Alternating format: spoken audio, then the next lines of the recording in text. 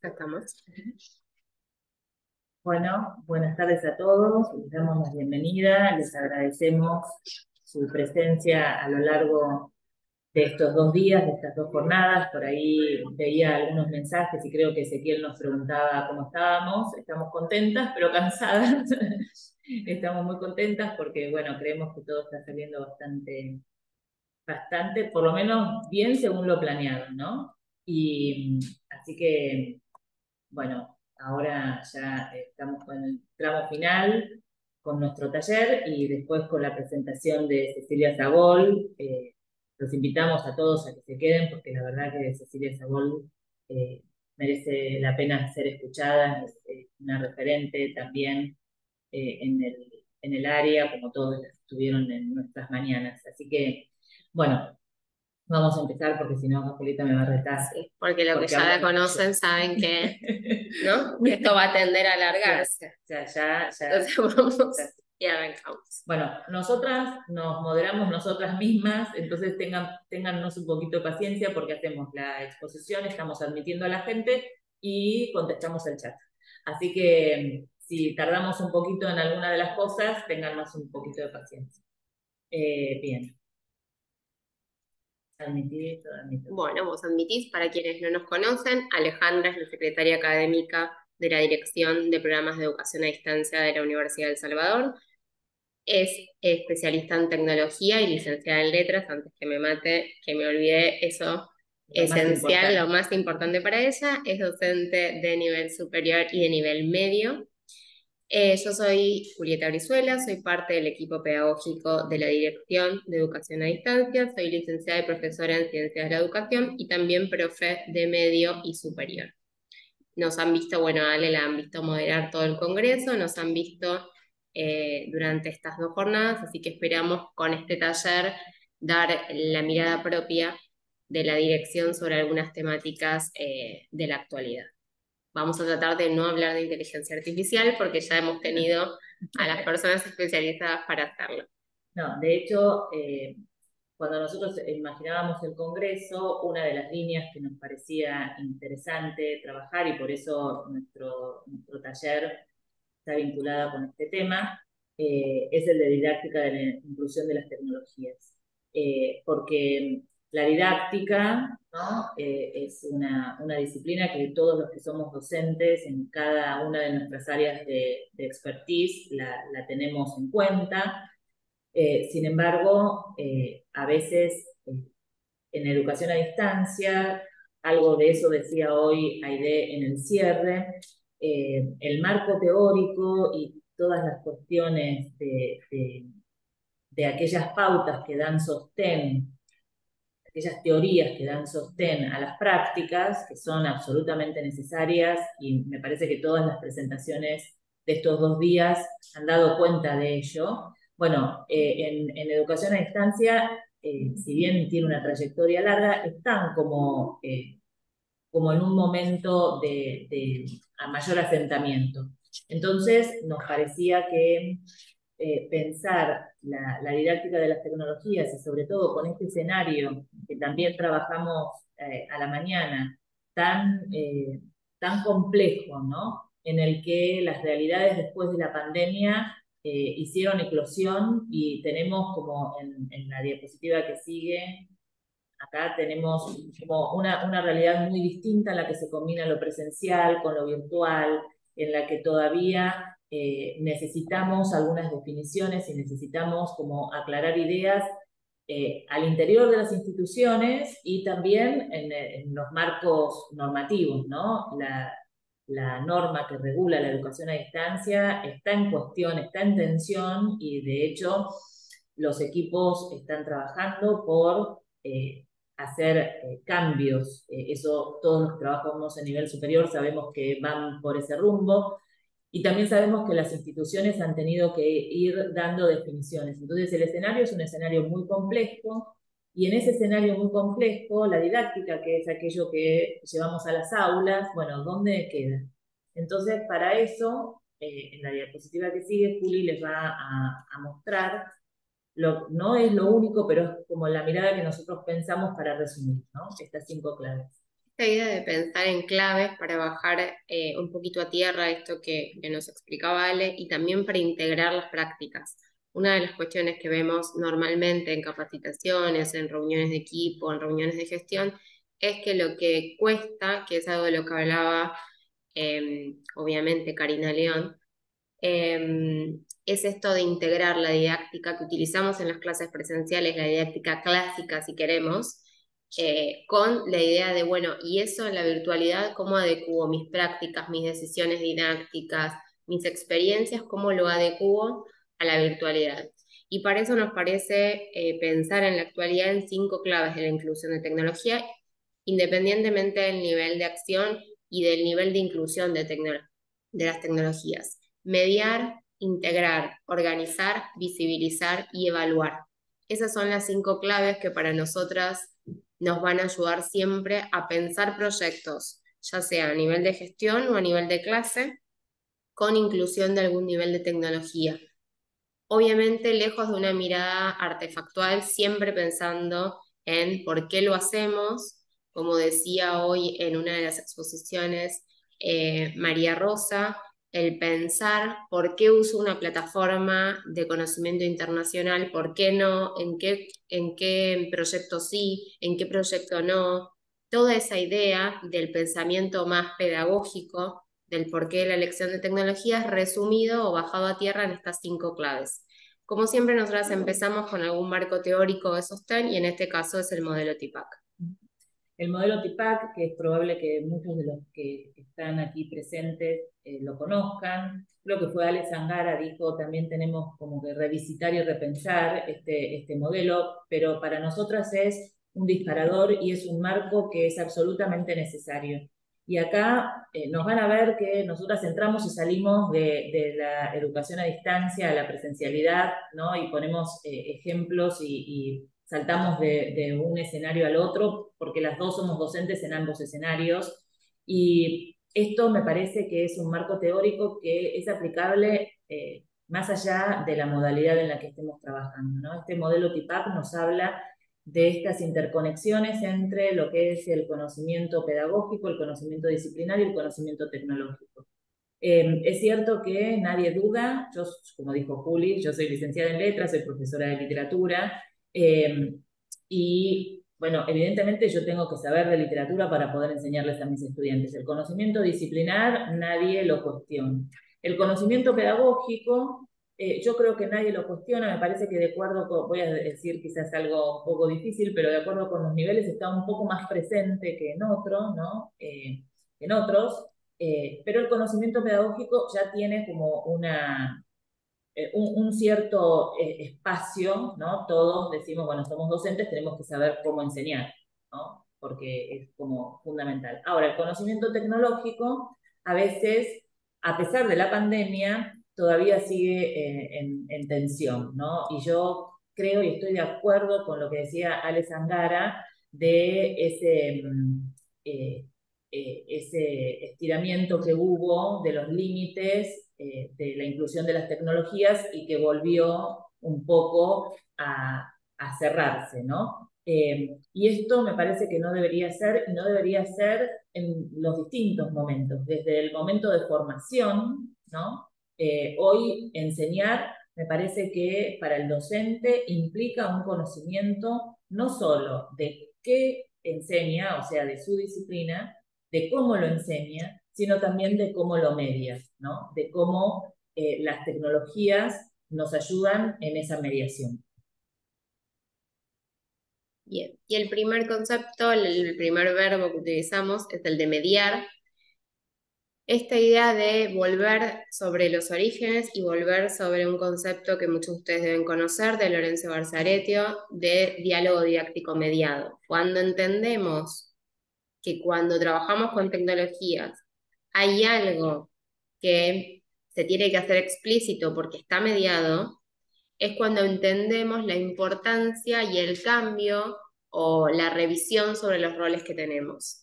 El primero es este rol docente, que muchos le llaman nuevo rol docente, y nosotros le escapamos a esa palabra porque entendemos que el docente es uno la función y el rol siempre es el mismo, pero nos vamos adecuando a las necesidades de los diferentes escenarios. Si necesitamos combinar escenarios, si necesitamos ser mucho más presentes, depende del nivel en el que trabajemos o el año de una carrera en el que trabajemos.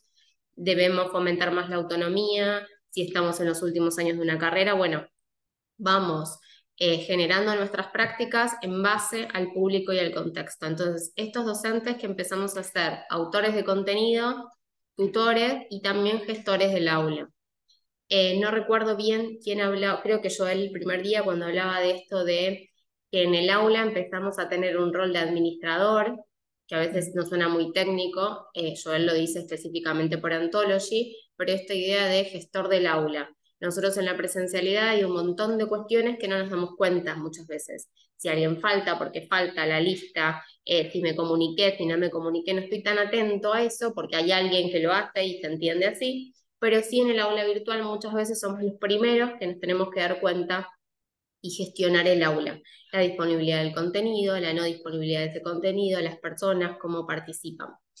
Esta idea de la autonomía de los estudiantes tiene que estar presente siempre, pero hay algo de la mediación que le escapa a lo que el estudiante hace naturalmente, que es una idea un poco más tal vez guiada en muchos niveles. Entonces hay un alumno que es mucho más autónomo porque se encuentra solo recibiendo nuestra propuesta. Y si nuestra propuesta no es lo suficientemente clara eh, y que se comprenda por sí misma, vamos a entrar en dificultades. Entonces tenemos del otro lado en este diálogo la idea de un estudiante que necesita de la autorregulación y la autonomía.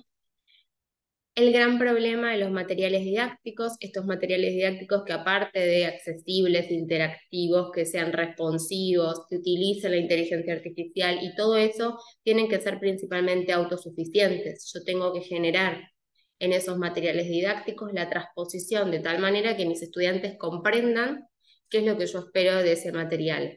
Volvemos a los clásicos y volvemos a una noción que muchas veces abandonamos, que es la de transposición didáctica. El material didáctico tiene como principal objetivo que mis estudiantes comprendan y facilitar ese aprendizaje, entonces tienen que ser autosuficientes.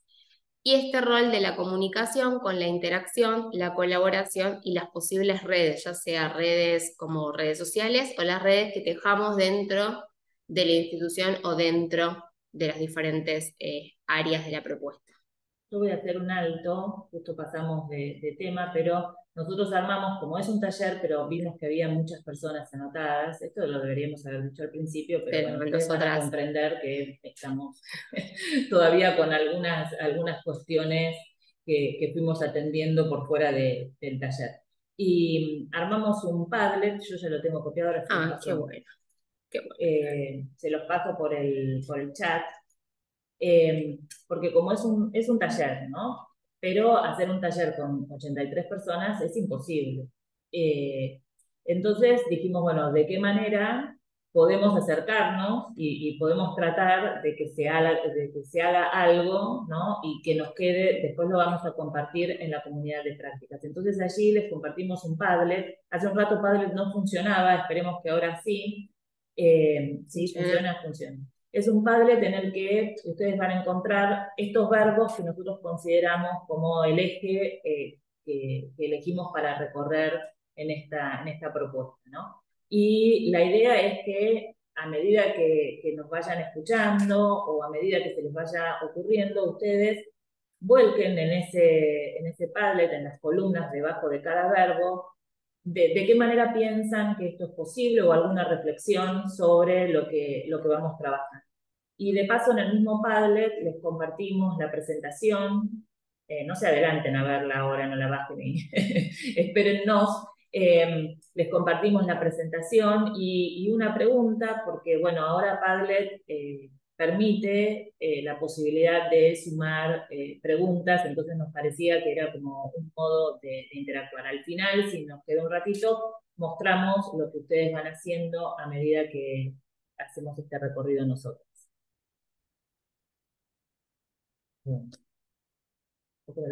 Sí. Visibilizar. Una de las cuestiones que nos parece que es importante cuando trabajamos en educación a distancia, es cómo hacemos visibles todas estas decisiones, ¿no? Esto que decía Juli, en educación a distancia, la educación a distancia es un diálogo didáctico mediado, o sea, siempre hay una mediación, siempre está la mediación de la tecnología, por eso es tan importante y por eso hablamos, ¿no?, de esa formación de los docentes. Entonces, el aula virtual tiene que dejar visible todas estas decisiones que nosotros como docentes tomamos. Las tomamos en la presencialidad y las tomamos a distancia, ¿no? Nosotros tomamos decisiones desde qué metodología vamos a usar para enseñar, tomamos decisiones de cómo vamos a evaluar, tomamos decisiones de qué tipo de materiales vamos a usar. Entonces, el aula debe visibilizar todo ese proceso. En la diapositiva que sigue,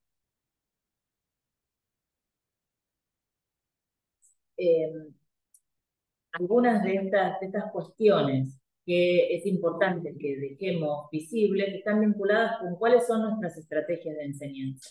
Y cuando decimos que tienen que ser visibles, esto para nosotros es muy importante. Siempre hablamos de cuestiones básicas como, por ejemplo, un comienzo con el encuadre de la materia, ¿no? Para nosotras el encuadre de la materia es central porque allí se visibilizan estas decisiones. Creo que hoy a la mañana era Diana Catalina, que dio su exposición sobre evaluación. Vamos nosotros a hablar un poquito más adelante de evaluación, pero está relacionado. Y me gusta tomar evaluación al principio de todo, porque la evaluación está en el proceso. O sea, nosotros ya desde que empezamos en un aula virtual, tenemos que saber hacia dónde vamos, qué objetivos tenemos, qué es lo que pretendemos que se aprenda y qué es lo que queremos enseñar. Y entonces esas estrategias tienen que quedar visibles. Y tienen que quedar visibles también las trayectorias de aprendizaje de nuestros estudiantes. Entonces tiene que haber como materialmente, se tiene que materializar esa trayectoria.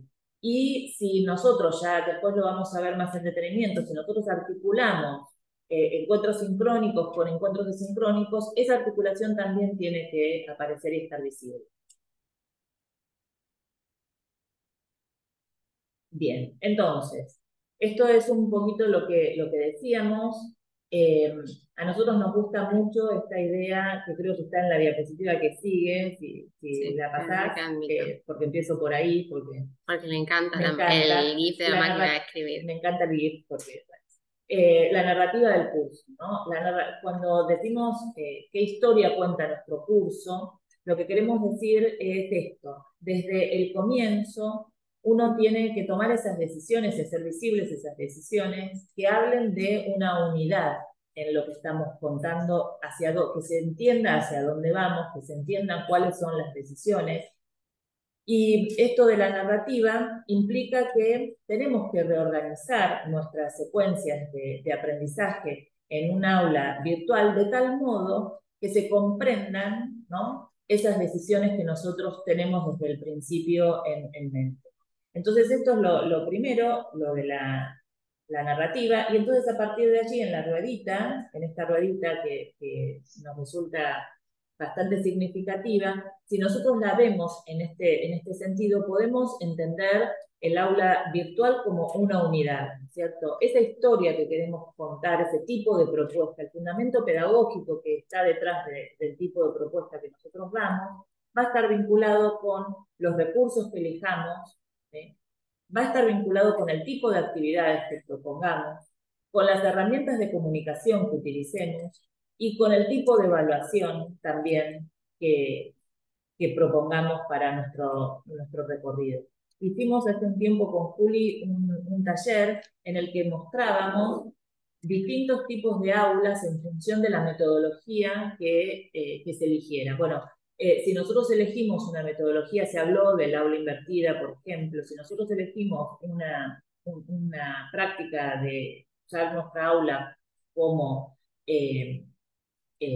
aula invertida, entonces la distribución, la organización de los materiales, qué tipo de materiales va a haber, qué predominio, ¿no?, de materiales va a haber, va a ser uno que va a ser quizás muy diferente de si nuestra materia es una materia teórica, nada más, y nuestra materia es una materia práctica. Entonces, bueno, articular eso, contar una historia, hacerla visible y que todos los elementos tengan una lógica. Por eso la narrativa, ¿no? Que todos los elementos cuenten una misma historia. Bien. Retomo algo del chat, si nos escuchan, todos el resto nos dijo que nos escuchaba bien, si escuchan alejados porque estamos las dos en un espacio un poco amplio, pero si nos escucha bien, estamos perfectos. Bien, entonces, la tercera clave es integrar. Como decía Ale, estamos pensando en escenarios complejos, escenarios que después de la pandemia, como decía hoy Alejandra Zangara, creímos que hicimos un montón de cosas propias de la EAD y lo que hicimos fue nueva experimentación en muchos casos, crear sistemas que antes no existían, arrojarnos a prácticas que antes no existían, el nivel de videoconferencia que se usó en la pandemia no existía en la educación a distancia clásica y obviamente tampoco en la presencialidad. Entonces se generaron espacios combinados muy diversos, con distintas especificidades, con distintas características y que requieren de un manejo didáctico y pedagógico particular. Entonces, nosotras hablamos de ecosistemas de enseñanza y de aprendizaje que tienen escenarios diversos, múltiples escenarios, diversos escenarios, pero en un mismo ecosistema. Esta idea de combinar escenarios educativos es esta noción muy actual y cada vez más utilizada en algunas instituciones se habla de propuestas híbridas, en otras de propuestas combinadas, nosotros preferimos combinadas, en el que hay parte de la carga horaria de las materias, esto sí ya para nivel superior obviamente, parte de la carga horaria presencial y parte de la carga horaria a distancia. Eso lo que produce es que yo tengo estudiantes de manera simultánea en cuestiones híbridas o de manera no simultánea en propuestas combinadas a todos o algunos estudiantes en diferentes escenarios. Entonces yo tengo que crear un mismo ecosistema para que convivan esos diferentes escenarios. En la escuela media voy a tener muchas veces proyectos de integración de tecnología y de campus virtual que voy a tener que hacer dialogar con mi presencialidad plena. Entonces, la clave para nosotras es la integración y esta noción de diferentes y múltiples escenarios que conviven en un mismo ecosistema, que hablen el mismo idioma.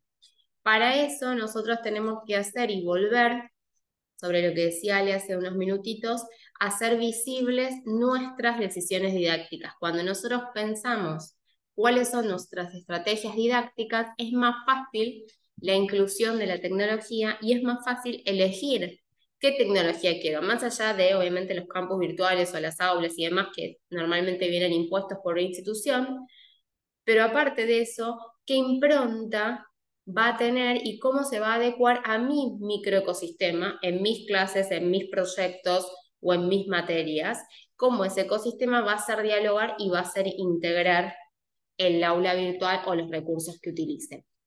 Una vez que yo integré, tengo que organizar. Para organizar tengo que tener claro lo primero, que es qué decisiones didácticas me importan, si tengo una metodología activa, si tengo una metodología de trabajo en grupo, si mi evaluación apunta mucho más a lo grupal o a lo individual, cuáles son mis propósitos de enseñanza. Con esto volvemos siempre al pensamiento del diseño, pensar qué espacios voy a favorecer, si voy a favorecer espacios donde los estudiantes se comuniquen entre sí, porque me interesa ese aspecto colaborativo, si voy a favorecer espacios de comunicación docente-estudiante, porque tal vez es una materia de tesis final, entonces necesito más el feedback, si es una materia de un primer año de la universidad o de nivel medio, voy a tener mucho más apoyo docente-estudiante porque van a necesitar un acompañamiento mayor normalmente. Entonces, todas esas decisiones didácticas y esos espacios que propicio o que no propicio por alguna razón, van a hacer que organizar sea mucho más sencillo.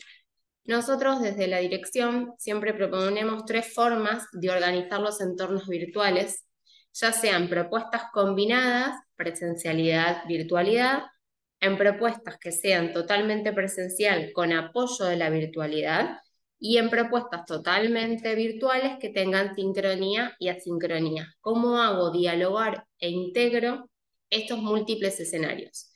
El primero es el aula virtual como espejo de la presencialidad, ya sea la presencialidad como la conocemos o la presencialidad remota, es decir, la sincronía.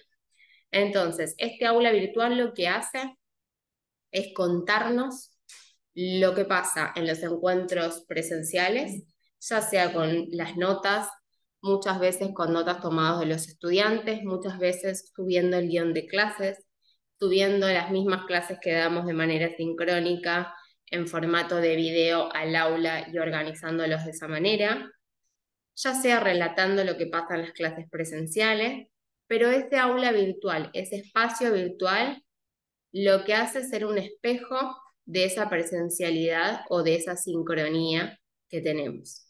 Entonces va a reflejar y el ecosistema va a ser el mismo en dos escenarios y va a ser igual.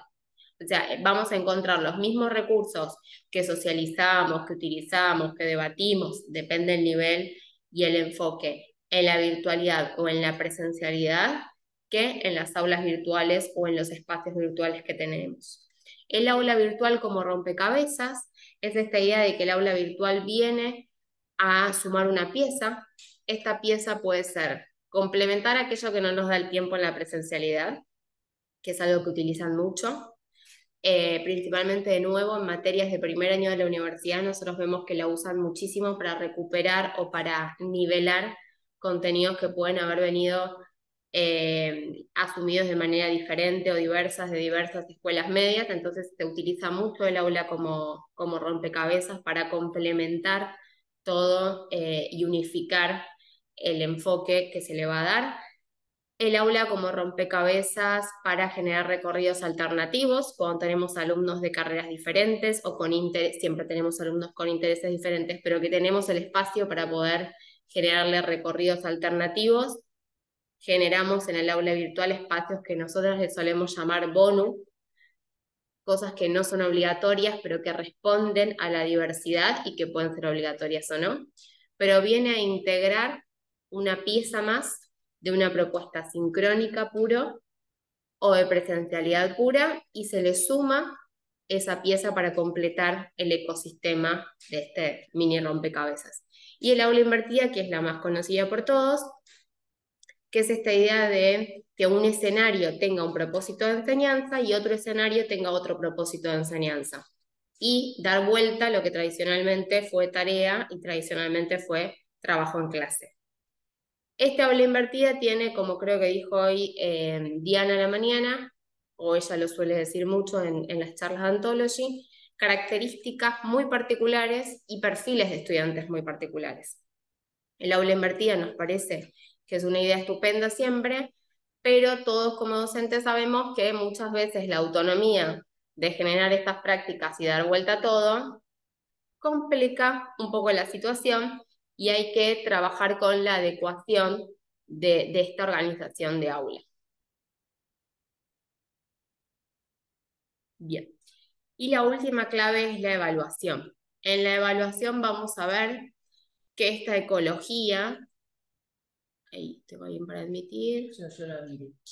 Alejandra está fascinada admitiendo. Me encanta. Le encanta admitir. ¿Está? Enloquecida en esta idea de evaluación como cerrar el ecosistema, o sea, la cajita del final del ecosistema, y pensar en diferentes, o sea, el foco puesto fuera, mirando al docente, mirándonos a nosotros, mirando a las prácticas en conjunto y mirando al estudiante, pensar en diferentes procesos de evaluación. El primero, y el que para nosotros es muy importante, es la evaluación de las competencias digitales del docente, competencias del docente en general. A nosotras en este congreso nos interesan las digitales, pero para tener en cuenta el concepto amplio. Y como decíamos recién, la evaluación del perfil de los estudiantes, el encuadre de la materia y la disposición institucional. Cómo cada ecosistema, cada escenario va a ser diferente en función con la didáctica de cada una de las disciplinas. Hay algo de la didáctica disciplinar que nunca podemos dejar de lado. Hay algo del perfil de los estudiantes que estudian esta disciplina que nunca podemos dejar de lado. Y también hay una variable institucional que muchas veces nos impone algunas cuestiones tecnológicas que como institución se eligen, pero que nosotros tenemos que hacer propias con estas estrategias didácticas. Sí. Bueno, entonces esto de la disposición institucional me parece que es importante. Yo voy a hacer una incidencia, algo que salió bien después, pero a veces cuando las instituciones toman decisiones, ¿no? Por ejemplo, la elección del LMS. La elección del LMS es una elección que es institucional. Ningún docente elige qué plataforma usar. Y entonces, bueno, muchas veces hay que trabajar sobre el convencimiento, ¿no? De los docentes para que se apropien de ese LMS. Entonces, a veces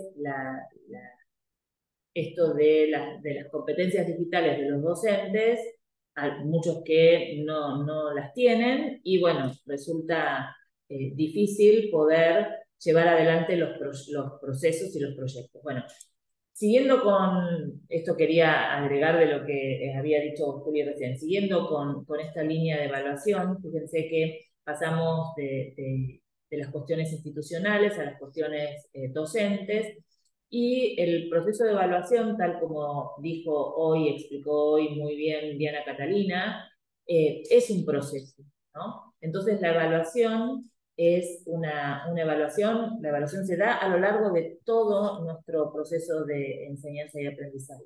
Entonces allí nos parece interesante el tema de lo que aporta la educación a distancia. La educación a distancia visibiliza algunos problemas que nosotros tenemos en la educación presencial, ¿no? La evaluación, no sé, después lo podemos discutir o nos pueden hacer algún comentario o alguna pregunta, pero nosotras siempre decimos que la evaluación es uno de los puntos centrales del proceso de enseñanza y aprendizaje, pero es uno de los puntos más conflictivos, ¿no? Que trae, creo, no sé quién fue que ponía, Diana Catalina puso lo de las sombras de la evaluación. Sí. Esa imagen hoy a la mañana de la evaluación como algo que es importantísimo, que es central, pero que al mismo tiempo la evaluación es como una sombra, algo que representa una dificultad muchas veces para el estudiante y muchas veces para el alumno. Esto ocurre en la presencialidad y ocurre en educación a distancia. Ahora, en educación a distancia hay algunos elementos que nos pueden ayudar, nos pueden abrir un camino para la educación presencial, porque en la educación a distancia la evaluación del proceso es muy visible. Nosotros tenemos que dejar los rastros, las evidencias de ese proceso, ¿no? En un LMS, tenemos que dejar la evidencia de ese proceso en un recorrido puntualmente. Muchas veces, y sobre todo en la educación superior, cuando el estudiante llega al momento del parcial, ¿no? En la presencialidad, no tenemos tantas evidencias de ese recorrido. Más aún si tenemos cursos muy numerosos, porque, no sé, Juli tenía un curso de 100 personas, y hacer una evaluación formativa en un curso de 100 personas, a veces te notaste muy difícil.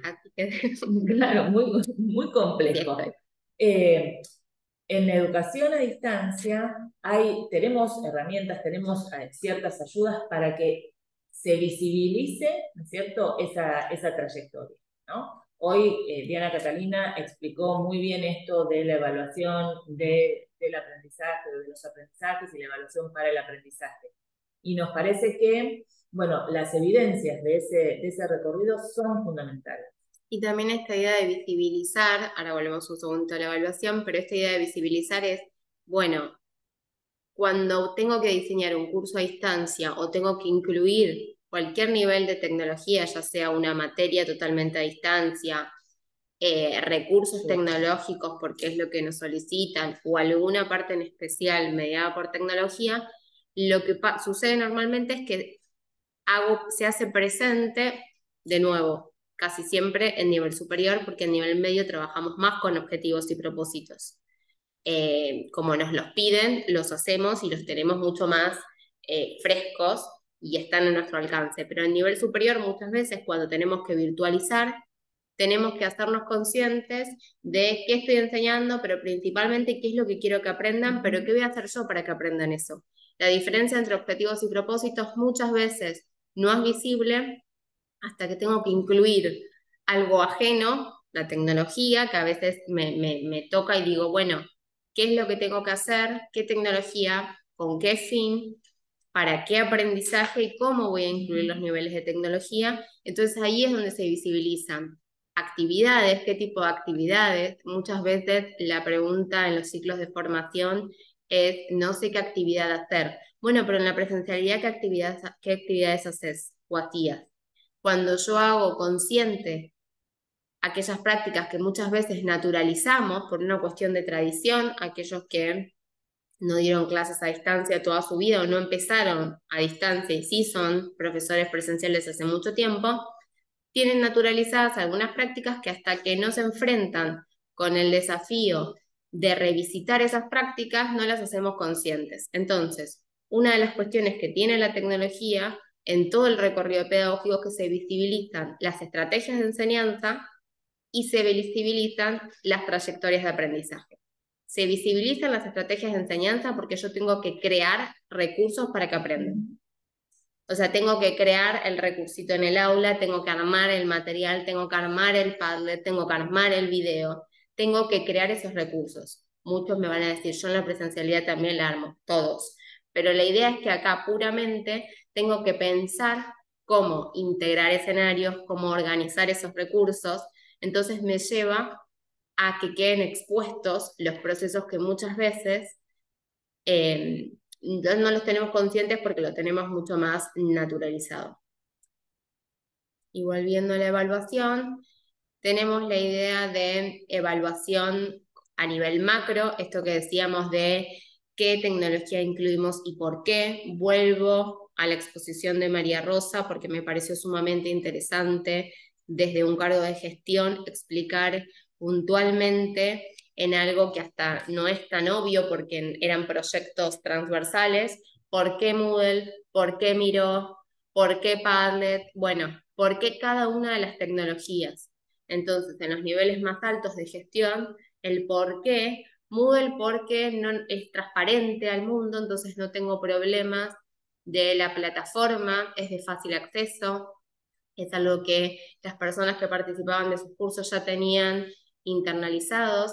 Es como para nosotros muchas veces si hacemos cursos con grupos de personas de otros países, principalmente Europa, la plataforma Anthology para ellos es sumamente intuitiva porque muchas universidades extranjeras la utilizan. Bueno, el porqué de cada una de las tecnologías, cuántas personas va a haber, si voy a usar un Miro o voy a usar un Padlet, bueno, cada una en relación con la consistencia y la coherencia de las propuestas. Nosotros siempre hablamos de esta relación doble, de que las propuestas educativas son coherentes entre objetivos, propósitos y estrategias de enseñanza y consistentes en base a todo lo que tiene que ver con el aspecto propiamente disciplinar.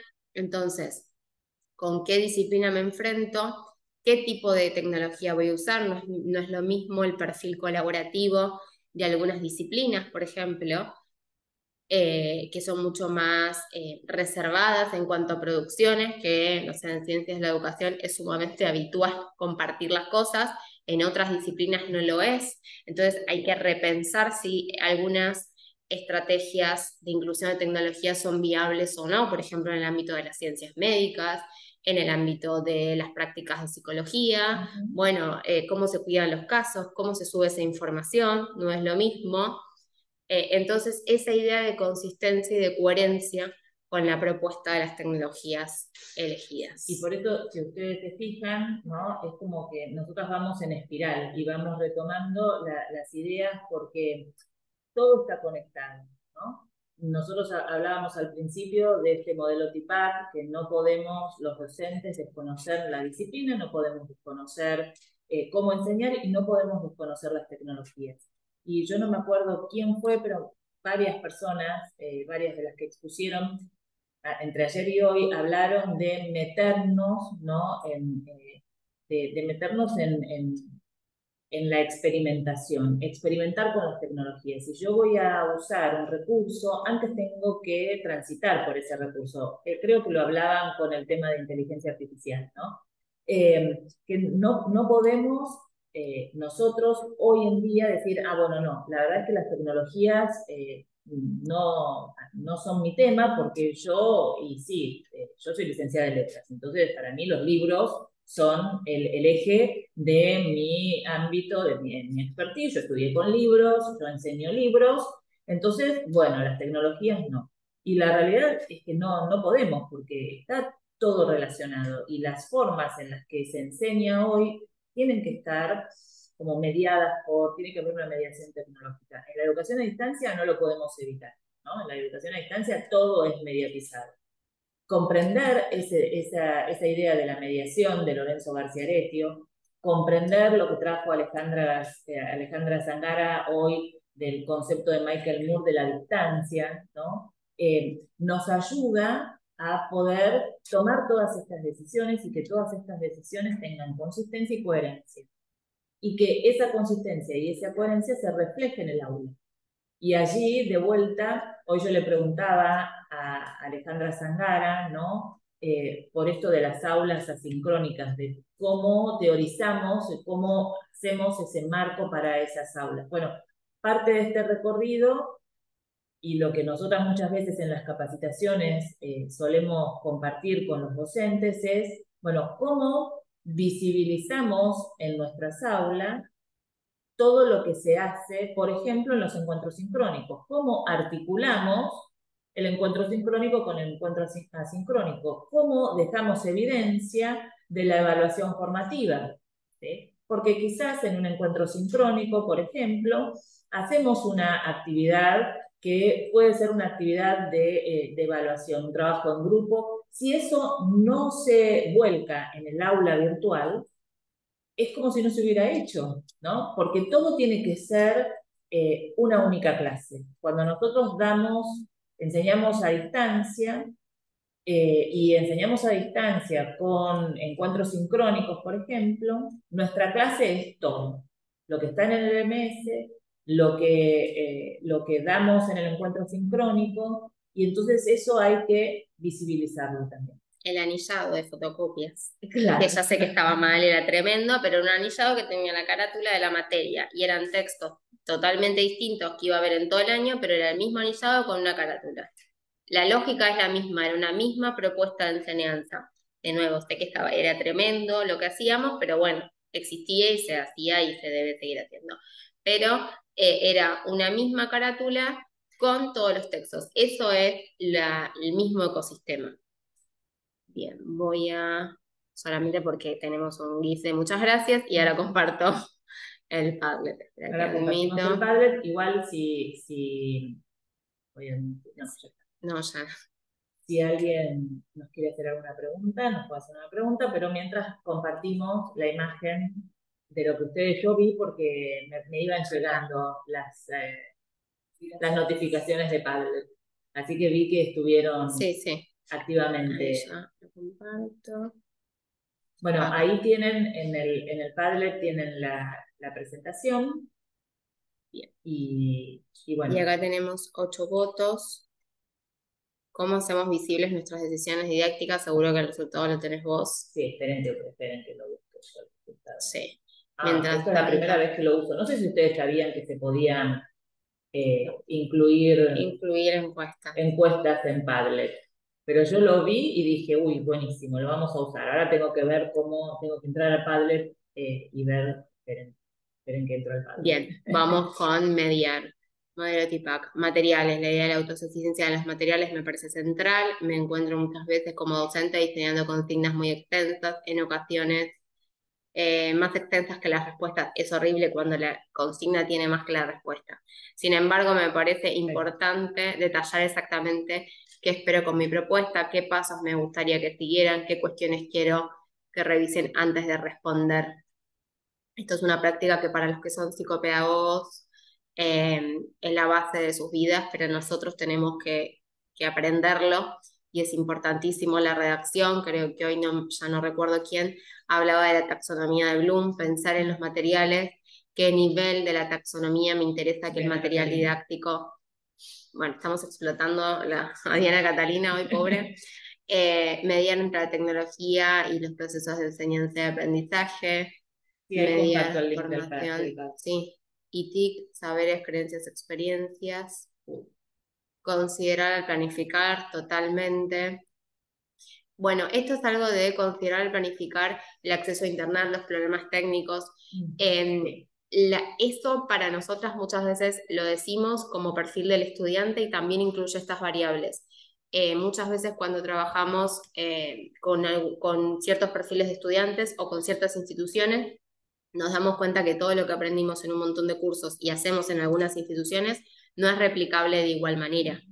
Yo he tenido cursos de 80 en el que 60 estaban en sus trabajos con dispositivos móviles y no tenían acceso a una computadora para usar un Word, entonces eran todas estrategias que no requieran conectividad, o sea, mucho ancho de banda, que puedan ser hechas con bloc de notas y mandando capturas.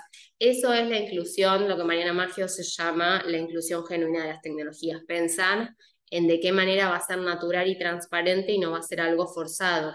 Y poder ir desdoblando depende el encuadre de cada una de las instituciones, profesiones no es lo mismo, de nuevo, el pensar y los procesos que realizan algunas profesiones que otras, no es lo mismo un contexto socioeconómico, no es lo mismo un contexto cultural que otro, no es lo mismo una institución que la otra. Entonces, esta idea de seguridad, confidencialidad, falta de contacto visual y demás es sumamente importante.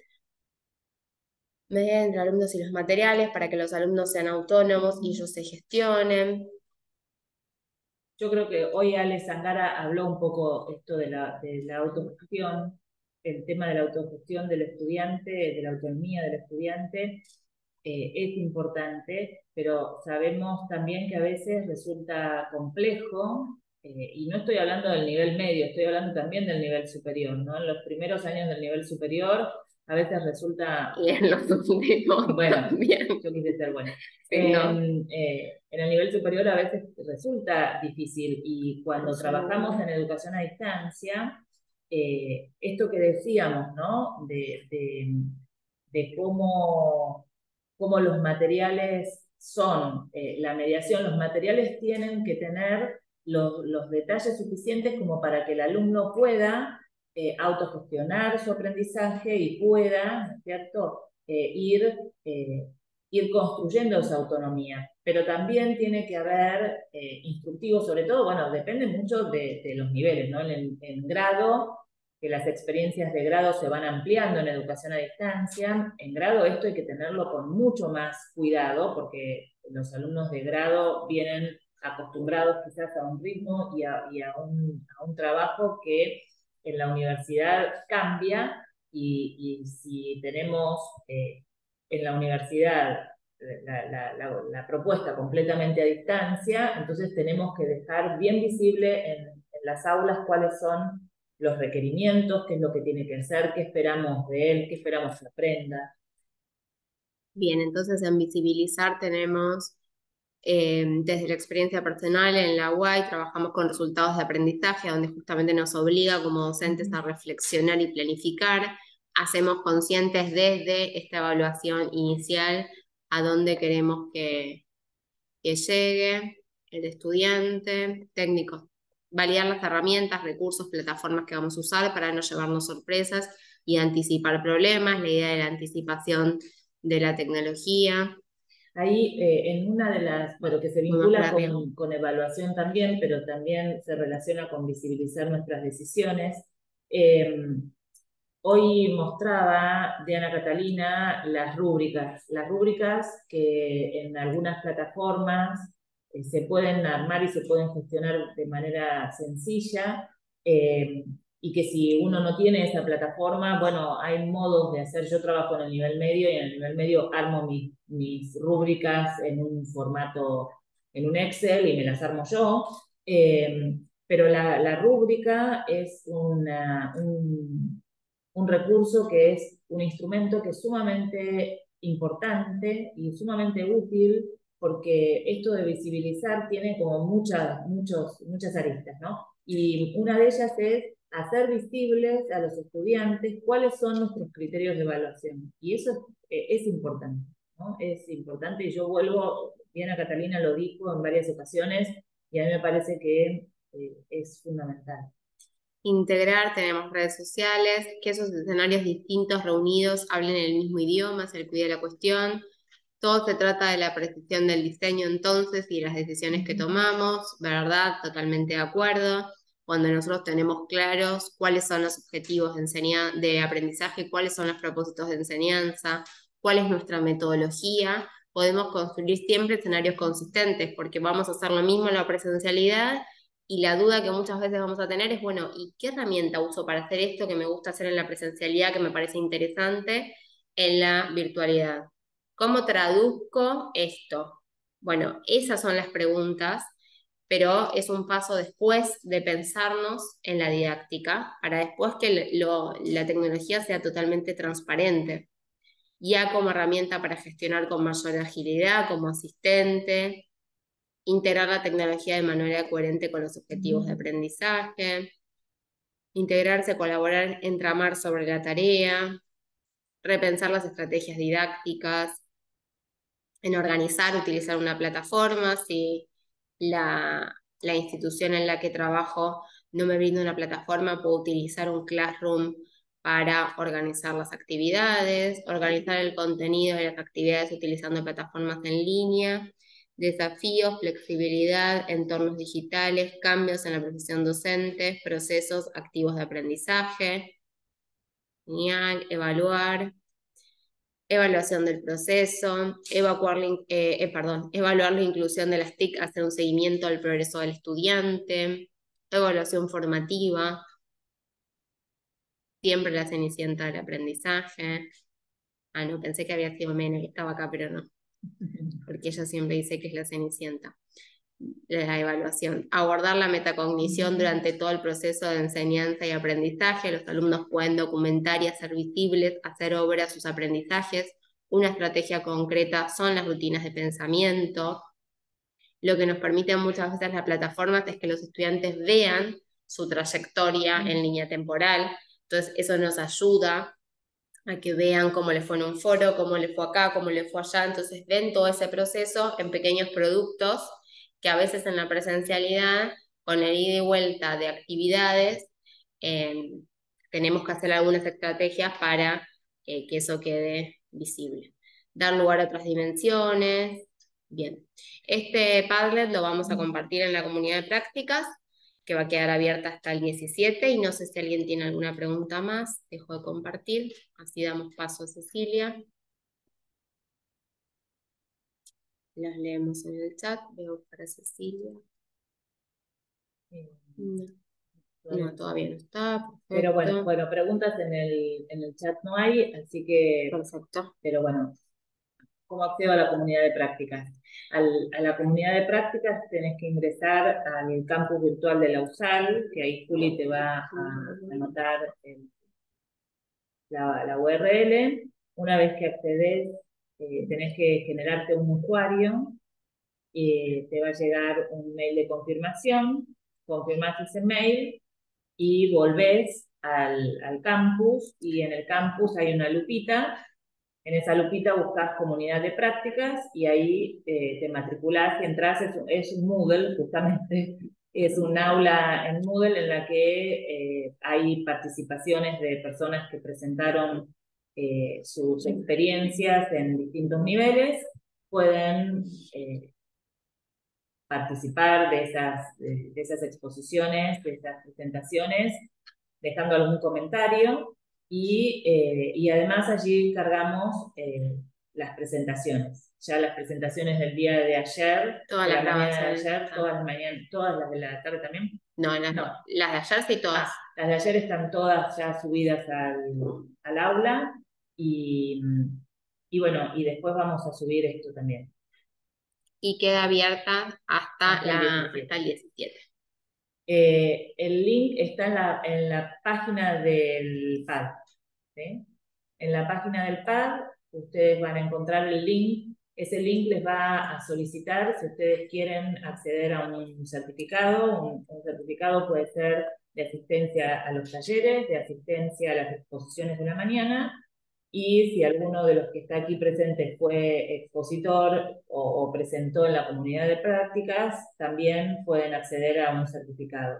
Pueden pedir uno de cada uno, ¿sí?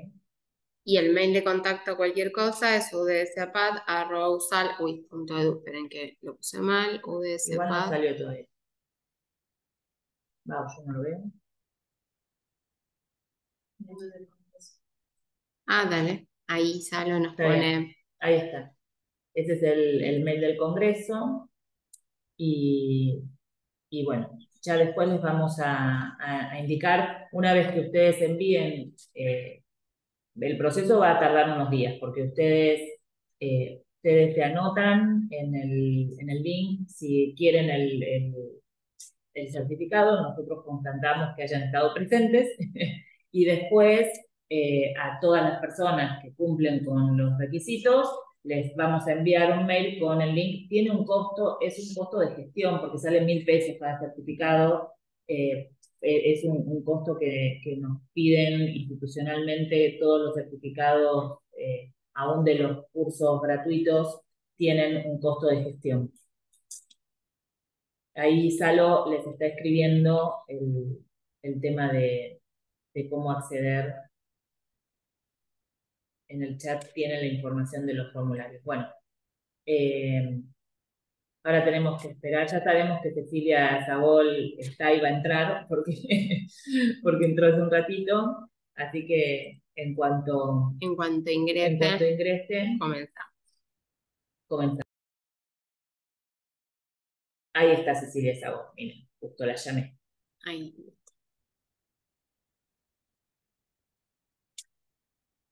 No, bueno, muchas gracias a todos, no, no les agradecimos, muchas gracias a todos los que estuvieron presentes.